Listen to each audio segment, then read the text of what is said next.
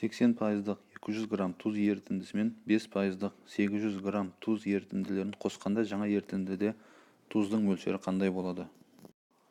Бірінші қоспада 200 грамм ерітінді, оның құрамында 80% тұз болса, 160 грамм тұз бар. Екінші қоспада 800 грамм ерітінді, құрамында 5% тұз болса,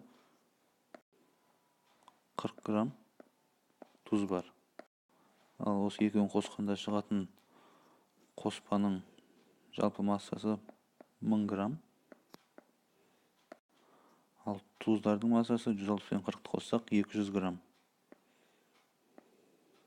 Концентрациясын табу үшін 200-ді 1000-ға бөлеміз, 100-ге көбейтеміз.